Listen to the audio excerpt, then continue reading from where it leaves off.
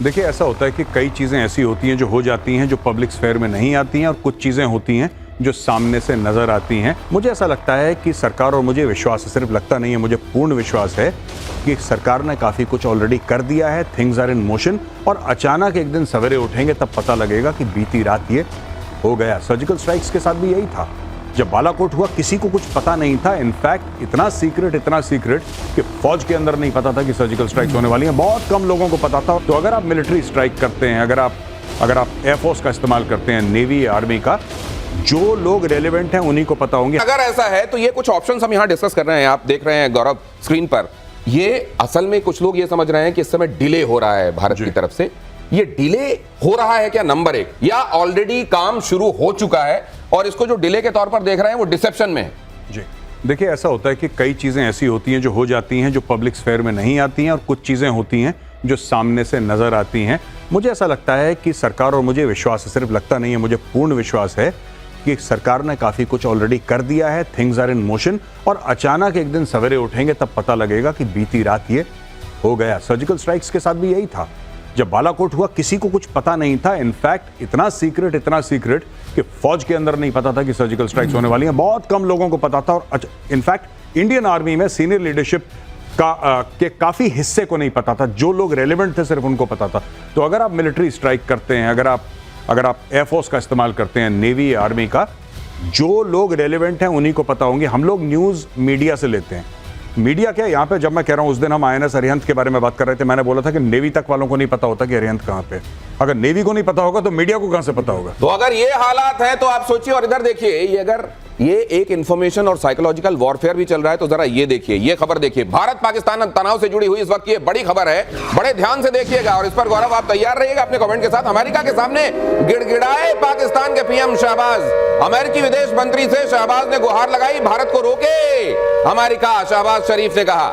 विदेश मंत्री मार्को ने S जयशंकर से भी बात की, हमारे विदेश मंत्री से, और इधर से कहा गया कि हम हमलावर और साजिश करने वालों को छोड़ेंगे नहीं। S जयशंकर का ये जो ट्वीट है गौरव, आपको मैं चाहूंगा कि इसको पढ़ें, और ये भाषा क्या है, जरा इसमें बिटवीन द लाइंस क्या है वो भी आप बताएं। Discuss the Pahalgam terrorist attack with US Secretary Rubio yesterday.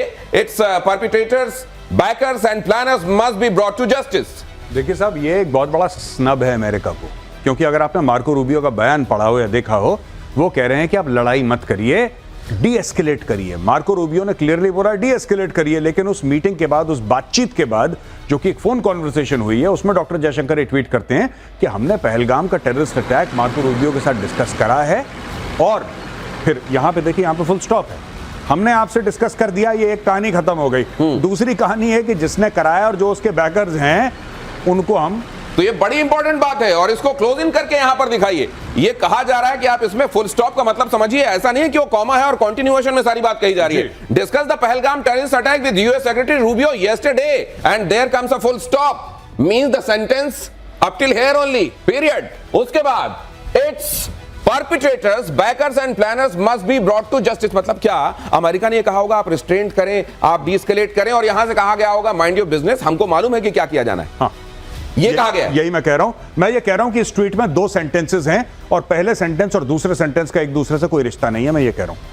तो ये आज का भारत है जिसको ये बताते आता है, वो अमेरिका हो, चाइना हो, खुद को समझने वाले सुपर पावर्स हो, कि हमको क्या करना है वो बताया ना जाए।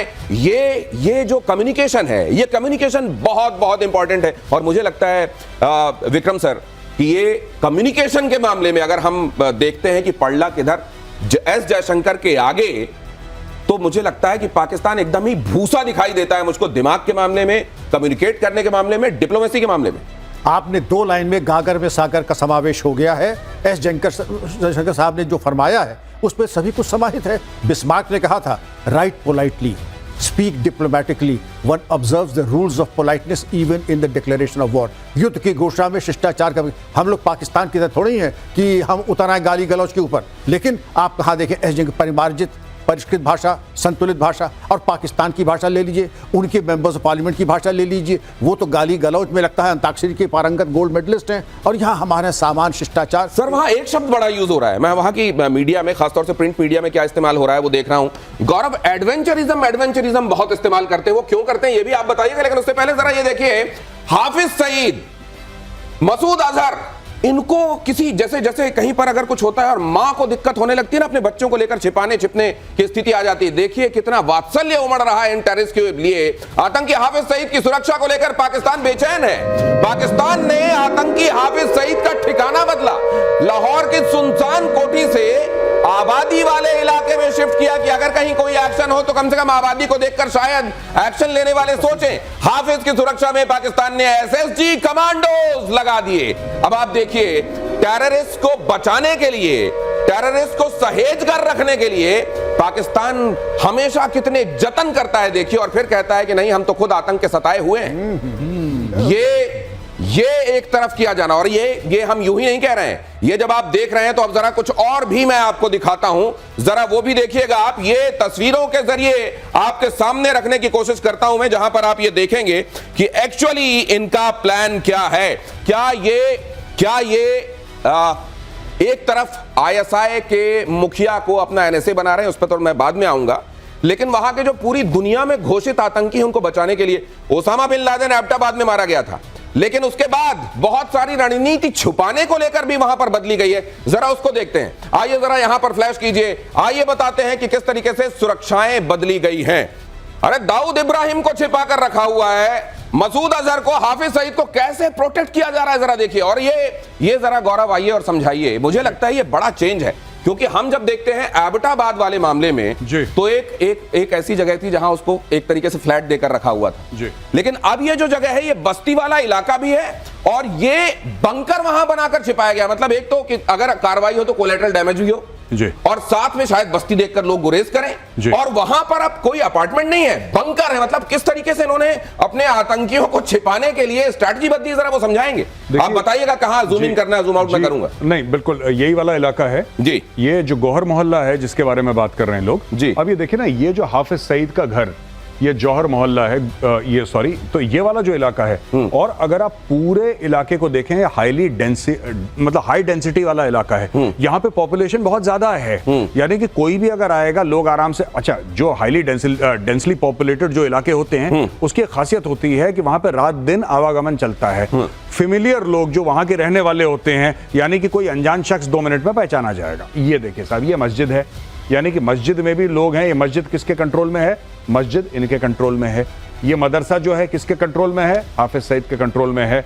और ये जो रिहायशी इलाका है, ये कौन है? यहाँ पे पूरी इनकी टीम रहती है और बंकर इन्होंने यहाँ पे बना रखा है जो उनका घर है।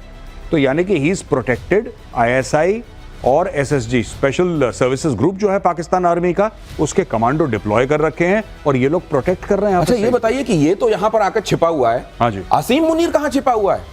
Why is he missing in action? अब देखिए, आप 7 दिन पहले परेड के लिए गए थे, वो अभी तक आए नहीं है। 7 दिन से परेड चल रही है। वो परेड करते करते कहीं लंदन या कहीं और तो नहीं निकल गए? क्योंकि घर वालों को तो परेड कराई थी उन्होंने बाहर के देशों में। जी, घर वाले पहले भेज दिए थे इन लोगों ने अपने जितने, और सिर्फ आसिम मुनीर नहीं, इनके टॉप 3 स्टार जनरल्स ने, लगभग सभी ने, सबके घर हैं बाहर और सबके बच्चे और सबकी बीवियों के डुअल नेशनैलिटी है। कोई ब्रिटिश सिटीजन है, कोई अमेरिकन सिटीजन है। पाकिस्तान का लॉ अलाउ करता है डुअल सिटीजनशिप। सब लोगों ने अपने लोगों को बाहर भेज दिया, पैसे डॉलर जेवर लेके। ये पैसे डॉलर जेवर लेकर अगर उनको वहां, ये देखिए आप, ये वहां की फौज है।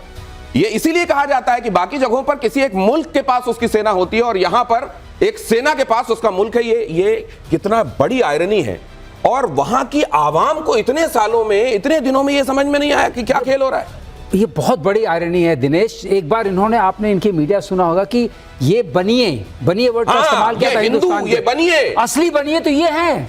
1.5 लाख करोड़ का बिजनेस करते हैं, ये आर्मी बिजनेस करती है। ये आर्मी बनी वाली आर्मी हो गई है। नहीं तो ये तिजारत के लिए है कि प्रोटेक्शन के लिए? प्रोटेक्शन के लिए कहाँ। और ये सारा पैसा अपना जो है विदेशों में भेज देते हैं। आप किसी जनरल को उठा के देख लीजिए, उसके बच्चे यहाँ नहीं पढ़ते हैं। उसके रिटायरमेंट के बाद आपने किसी को देखा अपने देश में रहते हुए? ये किस तरह की देशभक्ति है? और देश को लूट रहे हैं ये। सर एक चीज और, ये इसी नक्शे के हवाले से, ये नक्शा एक बार और डालिए डीजीपी सर, आपसे मैं ये जानना चाहता हूं। देखिए, मस्जिद मदरसा अमूमन इन जगहों का देखिए, जब नाम रखते हैं तो लश्कर तैयबा, जैशे मोहम्मद, ताकि उसमें वो जो फील आए ना, वो धर्म वाला फील आए, मजहब वाली फील आए। और देखिए मदरसे और मस्जिद का इस्तेमाल असल में किस तरीके से किया जाता है वो भी देखिए आप, ये इनकी हकीकत है सर। दिनेश जी, ये 36 साल मैंने इसको फर्स्ट हैंड देखा है। ये इलाके ऐसे होते हैं, इनको यहां होता है कम्यून लिविंग। अगर मैं आपके आंख पे पट्टी बांध करके कुछ ऐसे इलाके में पहुंचा दूं, आप ये समझ नहीं पाएंगे कि कम्यून लिविंग आप कहां पर है, बांग्लादेश में है, पाकिस्तान में है या हिंदुस्तान में है। और उसका उद्देश्य होता है, ये कोई इत्तेफाकन नहीं, अगर वहां पे कोई हरकत होगी 2 किलोमीटर पे, जैसे आपने कमांडोज भेजे, वो मालूम पड़ेगा स्थिति असामान्य है, अननेचुरल है, खतरे की घंटी, वो सिस्टम ऑफ अलर्टनेस चालू हो जाए। सर मान लीजिए कि यहाँ पे ये बंकर बना हुआ है, अब बंकर बस्टर मान लीजिए ले जाते हैं, और बंकर बस्टर इस जगह पर अगर यूज होता है तो फिर जाहिर है कोलेटरल डैमेज बहुत होगा। कोलेटरल तो डैमेज फिर होगा। इस तरह की जगहों पर, इस तरह के लिए तो ये तो बड़ा, ये उन्होंने अपनी तरफ से बड़ा चतुराई वाला काम किया है। नहीं, शिखंडी आगे कर दिया इन्होंने, शिखंडी आगे कर दिया, शिखंडी आगे कर दिया। ये देखिए, क्या गौरव आप ऐसा मानते हैं? जो आप कह रहे हैं ना कि collateral damage, line of control के पार जो विलेजेस हैं, पाकिस्तानी आर्मी गांव के बीच में तो उनकी गन पोजीशन है। ये तो पाकिस्तानी आज से नहीं है, जब मैं था फौज में 1998 में, when I was there in the army along the line of control 98-99 में, तब मैंने यही देखा था। हमारे बिल्कुल पार जो गांव थे, पुंछ इलाके में था मैं लाइन ऑफ कंट्रोल पे, तो जो पीओके में गांव थे, ऑक्यूपाइड एरियाज जो हैं, पाकिस्तान ऑक्यूपाइड कश्मीर, वहां पे गांव थे, उनके बीच में उन्होंने अपनी मीडियम गन्स लगा रखी थी कि अगर हम फायरिंग करेंगे वो हमारे ऊपर गोलीबारी करेंगे। जब हम उनके ऊपर गोलीबारी करेंगे, जिसको फौज में काउंटर बॉम्बार्डमेंट कहते हैं, तो गांव में गिरेगी, फिर दुनिया के बारे में रोएंगे कि साहब ये गरीबों को मार दिया। अब ये देखिए, अगर ये जिसको कहा जा रहा है कि शिखंडी को आगे कर दिया, क्या किया जा रहा है ये देखिए, और यहां पर किस तरीके से बचाने की जुगत लगाई जा रही है इन आतंकवादियों को। और मुझे ये लगता है कि अभी 9 तारीख को, अब जैसे मोहम्मद मौलाना मसूद अजहर, ये भारत की जेल में था, आप जानते हैं, कंधार के बाद इसको छुड़ाकर ले जाया गया। ये मसूद अजहर को लेकर बड़ी खबर आपके सामने रख रहा हूं। आतंकी मसूद को बहावलपुर में ISI के सेफ हाउस में छिपाया गया, जैश के आतंकी कैंपों से भी आतंकियों को शिफ्ट किया गया है। ये इसके बाद मुझे लगता है किस मुंह से ये दुनिया से ये कहते हैं कि नहीं हम तो खुद आतंक के सताए हुए हैं और आप एक काम करो, हमको मदद देते रहो, जिसको आप भीख कहते हैं। जी देखिए, इनका ये कहते हैं कि हमारे 80,000 लोग मार दिए।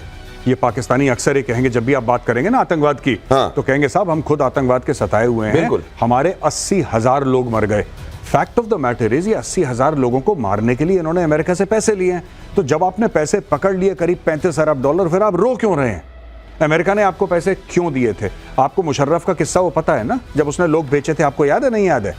लोग बेचे थे 4,000 आम पाकिस्तानियों को, जिनका अलकायदा और इस्लामिक स्टेट से कोई लेना देना नहीं था, कोई कबाब बेचने वाला, कोई फल बेचने वाला, कोई दुकान में नौकर, कोई म्यूनिसिपैलिटी में काम करने वाला।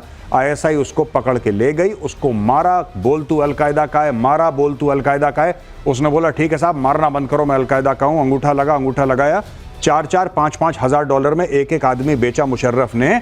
आप जाके इंटरनेट पे चेक कर लीजिए, पाकिस्तान की रिपोर्ट्स कहती हैं 4,000 इनोसेंट पाकिस्तानीज को अमेरिकन को बेचा और खुद जेब में पैसे डाल के दुबई चला गया है। अपने यहां के नागरिकों को आज ले नहीं रहा है वो। बॉर्डर पर अटारी पर पहुंचे हुए हैं लोग, क्योंकि जिनका वीजा खत्म हो गया, उनको जाना था, टाइम जब खत्म हो गया तो सरकार ने खुद ले जाके उनको वहां खड़ा किया कि भाई इनको ले लो अंदर। कहा जा रहा है कि ऐसे लोग करीब 50 तो वहां पर वेट कर रहे हैं कि भाई बॉर्डर खोलो, हमको अंदर ले लो। कह रहा हम नहीं पहचानते। अगर ये बेचने वाली बात है तो ये उसमें स्टैंप भी लगाती है कि उनके लिए अपने नागरिकों की जान कितनी मूल्यवान है। हमले के डर से भागा पाकिस्तानी आर्मी चीफ। जरा देखिए, पाकिस्तानी आर्मी चीफ हसीम मुनीर का आता पता नहीं, रावलपिंडी के आर्मी हेडक्वार्टर में नहीं है हसीम मुनीर के परिवार के साथ विदेश भागने की खबर। क्या ये संभव हो सकता है विक्रम सर? आपको लगता है ये हुआ होगा? हो सकता है चला गया हो, भाग गया हो। बिल्कुल, आप याद करें कल हम लोगों ने डिस्कस किया था, जनरल आगा मोहम्मद याहिया खान शराब पी रहे थे, नूरजहां की गजलें सुन रहे थे और वहां बांग्लादेश निकल गया। और जब कहा बोलने को तो शराब के नशे में लार टपक रही और वो कह रहा है मेरे अजीज हम वतनों, एक जंग हार जीतने के लिए छोटी मोटी शिकस्त होती ही है। मतलब जो नशे में है, जो मूर्छित है, जो हिप्नोटाइज्ड है। शराब तो हराम मानी जाती है ना। जो हराम जिसके लिए है उनके लिए है, वो दूसरों के लिए, हमारे लिए हराम थोड़ा ही है। अय्यू उनके लिए थोड़ी नहीं। तो ये जो मौलाना तैयार करते हैं कट्टरपंथी, जो जाके बंदूकों से दूसरों का हत्या करते हैं, वो तो बड़ी हलाल हराम की बात करते हैं। आप जनरल याहिया खान की छोड़ दीजिए, आप टॉप जो एक्सपीरियंस है पंजाबी आर्मी ऑफिसर्स, उनकी आप भूल जाएंगे हराम और हलाल क्या है। इसके ऊपर छोड़ ही दें, क्योंकि उनकी चर्चा करना तो भी। क्या ऐसे में असीम मुनीर के लिए देश छोड़ के भाग जाना भी हलाल है? देखिए साहब, वो उनके सारे के सारे आर्मी चीफ रिटायर होने के बाद देश से भागते हैं। आसिम मुनीर इन सर्विस देश से भाग गया तो इतनी बड़ी बात नहीं, भागने का एक चलन है वहां पे। अगर आप देखें, अशफाक परवेज कियानी ऑस्ट्रेलिया में बैठे हैं, रहील शरीफ जो हैं वो बैठे हैं सऊदी अरेबिया में, परवेज मुशर्रफ की डेथ कहां पे हुई? पाकिस्तान में नहीं, दुबई में डेथ हुई। तो इसमें आपको ये जनरल बाजवा वो यूरोप में हैं। तो जब इनका कोई भी आर्मी चीफ पाकिस्तान में नहीं है तो साहब ये चला गया तो कौन सी बड़ी बात? क्या ऐसा नहीं लगता सर कि ये लोग बेशक रिटायर हो जाएं, श्रीवास्तव सर, इनको पनिश किया जाना चाहिए, और एक बार इनको पनिश किया जाना अगर शुरू हो जाएगा तो उसके बाद आतंक की जड़ पे हम प्रहार होगा। आपने मुंह की बात छीन ली। हम यही कहना चाहते थे और हम लोग यही कह रहे हैं कि चाहे रिटायर हो चाहे सर्विस में हो, असली आतंकी तो यही हैं। इनको ढूंढ ढूंढ के मारो, इनको मारना बहुत जरूरी है, जिससे जो पैसे लेके भाग रहे हैं अपने ही देश के या लोगों को बेच के जो पैसे आ रहे हैं वो खाने का टाइम नहीं मिले। ये खाने का टाइम नहीं मिलेगा, रिटायर बेशक हो जाए, वहां जाओ ढूंढ के मारो, ये करना पड़ेगा इनके साथ। भारत के हमलों की आशंका से पाकिस्तान शेयर बाजार में क्या हो रहा है जरा देखिए, हाहाकार मचा हुआ है। कराची स्टॉक एक्सचेंज में गिरावट का दौर जारी है, 2 दिनों में 5000 से ज्यादा अंकों की गिरावट हुई है। अब यहां पर देखिए 5000 अंकों से ज्यादा की गिरावट, और अब बताया जा रहा है कि लगातार गिर रहा है बाजार, तो बाहर की दुनिया के लिए फायरवॉल लगा दिया गया है कि ये पता ना चले कि और कितना गिर गया, ये और दुनिया की निगाहों में कितने गिर जाएंगे ये तो खैर आप जानिए, लेकिन सेंसेक्स इनका वहां का कितना गिर गया है जरा ये देख लीजिए।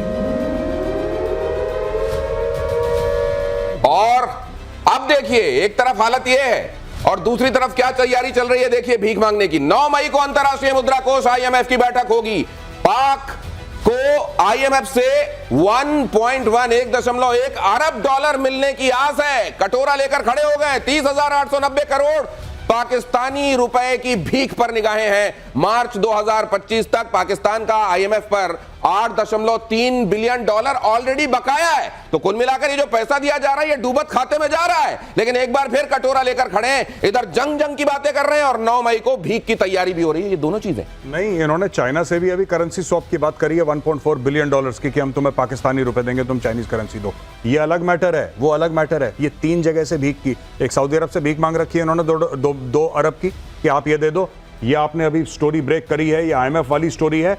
और अभी इन्होंने 1.4 billion dollars worth of currency swap बोला है कि हम आपको पाकिस्तानी रुपए देंगे, आप हमें चाइनीज करेंसी दो। ये 3-4 जगह एक साथ भीख मांग रहे हैं, एक जगह भीख नहीं मांग रहे। आपको लग रहा है एक से मांग रहे, नहीं।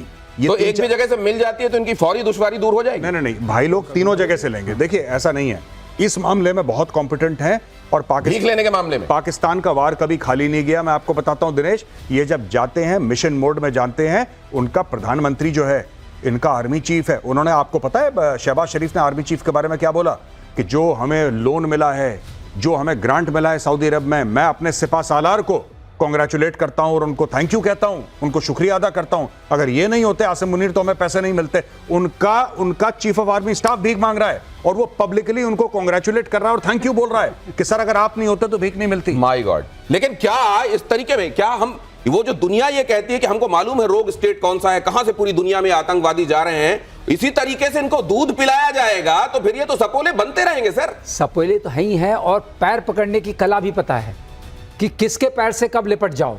पैसे मिल रहे हैं लेकिन आप उससे जोड़ के देखिए, कहते हैं हम लड़ लेंगे हिंदुस्तान से। कैसे लड़ लोगे?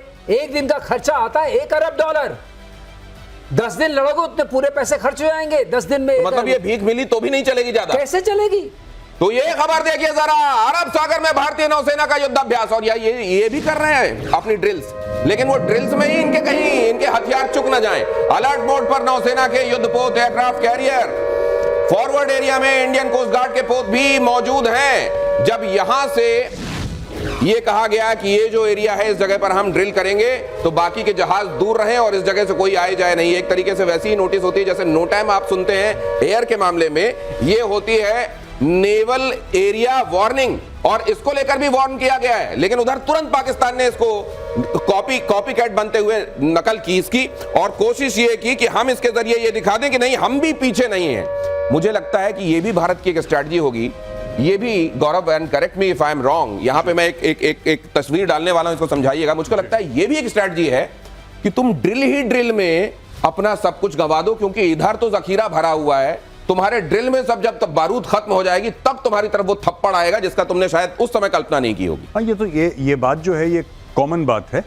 ये इकोनॉमिकली पहले गिरेगा, मिलिटरीली बाद में गिरे पाकिस्तान। ये जो आप अरब सागर का आपने पूरा ये एक इमेज दिखाई है ना, यहाँ पे गुजरात है और फिर वहां पे कराची आप ऊपर दिखा रहे हैं। देखिए साफ सीधी बात है, पाकिस्तान के पास उतना पैसा नहीं है दिनेश कि पाकिस्तान अपनी नेवी, एयरफोर्स और आर्मी को मोबिलाइज करे। ये डिविजन्स मूव कर रहा है, हवाई जहाज अपने कॉम्बैट एयर पेट्रोल उड़ा रहे हैं वहां पे, शिप्स इनके पाकिस्तानी नेवी के शिप्स यहाँ पे ड्रिल अपनी कर रहे हैं। And this is bleeding Pakistan because they don't have that kind of money. उनके पास पैसा है ही नहीं है पैसा उनके तो पास। ये तो वही वाली मसल हो गई कि अगर गाल अपने लाल नहीं है तो उसको थप्पड़ मार मार के लाल करो। ये तो वही कर रहे हैं। हाँ, और क्या। आप देखिए ना, अब शेयर मार्केट आपने बोला 5000 पॉइंट गिर गया। हाँ। अब ये भीख मांगने के लिए दौड़ रहे हैं। हाँ। अब वो भीख आएगी। अब ये जो पैसा है कहां से आ रहा है लड़ने के लिए? जो ऑलरेडी भीख मांगा हुआ है पहले, उससे भीख मांगे हुए पैसे से लड़ रहे हैं। हाँ। अब उसका इनका फिर जून में इनको एक मोटी खेप देनी है, राइट? अब ये मई हो गया, अगले महीने इनको एक मोटी खेप अरबों डॉलर की वापस देनी है। मुझे तो एक टाइटल दिखाई दे रहा है किताब का जी। एक किताब का टाइटल दिखाई दे रहा है, द बेगर वॉरियर। ये मुझे लगता है कि ये होना चाहिए एक भिखारी लड़ाकू। और वो लड़ाकू किस तरीके का? जब आता थप्पड़ खाता, 65 हो गया, 71 हो गया, 99 हो गया, फिर तैयारी चल रही है भीख मांगकर थप्पड़ खाने की। अगली खबर की तरफ आपको ले जाता हूं। यहां देखिए जरा क्या हुआ है। ये वाटर स्ट्राइक के बाद एयर स्ट्राइक से कांपा पाकिस्तान। विमानों के लिए भारत का एयर स्पेस बंद। भारत की स्ट्राइक से पाकिस्तान को लगी करारी चोट। 23 मई तक भारत ने अपना एयर स्पेस बंद किया। अब ये दो तरफा चोट है। देखिए अब यहां पर भी क्या है, बराबरी करना चाहते हैं, ड्रिल में बराबरी करना चाहते हैं। तो जब तक युद्ध की नौबत आएगी तब तक सब खत्म हो चुका होगा। भीख अगर मिल भी गई तो 10 दिन से ज्यादा वॉर सस्टेन नहीं कर पाएंगे। यहां पर यह भी देख लीजिए कि ये जो कोशिश चल रही है, ये जरा देखिए क्या किया। पहले पाकिस्तान ने अपना एयर स्पेस भारत के जहाजों के लिए बंद कर दिया, तो भारत ने इधर जवाब में अपना एयर स्पेस बंद कर दिया। वहां से क्या कहा जा रहा है कि देखिए अब कितना घूमकर भारत के जहाजों को, भारत की तरफ जाने वाले या वहां से जाने वाले जहाजों को कितना घूमकर जाना पड़ता है, इसमें बड़ा खर्च होता है। हमने करारी चोट दी है। असल में जब कोई किसी के एयर स्पेस का इस्तेमाल करता है, ये बताएंगे एयर वाइस मार्शल, तो उसको पैसा देना होता है। तो अभी तक एक तरीके से उसका जो खर्च दिया जा रहा था पाकिस्तान को, उससे वो हाथ धो बैठा है। मैं बताऊंगा इससे कितना नुकसान हुआ है। और इधर भारत ने जो कर दिया, अपना स्पेस बंद कर दिया, तो जो उधर साउथ ईस्टर्न कंट्रीज हैं एशिया की, वहां जाने के लिए अब कितना घूम के जाना पड़ेगा? पूरा 3.5 घंटे और लगेंगे। ये तो छोड़ दीजिए, पिछली बार जब इन्होंने अपना एयर स्पेस बंद किया था तब हमारे 400 जहाज ही जाते थे इनको ऊपर से, और इनको हम एक हफ्ते में $100 मिलियन का नुकसान हुआ था, क्योंकि हम इनको पैसा देते थे ऊपर उड़ने के लिए। अब तो 800 जहाज जाते हैं हमारे इनके ऊपर से। अब समझिए, और अब दाम बढ़ भी गया है, पहले कम था, तो अब कितना नुकसान होगा? मेरे समझ से 300-400 मिलियन से ज्यादा नुकसान होगा। अभी इसको दिखा भी देते हैं सर। एक तरफ भीख मांग रहे हैं, दूसरी तरफ जो पैसा मिलने वाला था उसको आपने खुद ही काट दिया। तो ये तो कैसे है कि ये मुझको वो वाली मसल याद आ रही है कि किसी ने कहा कि ये बाल्टी भर दो। जब बाल्टी भर गई तो उसने कहा एक काम करो, ये तो भर गई, इसमें पेंदे में भी कुछ डाल दो, और उसने बाल्टी पलट दी।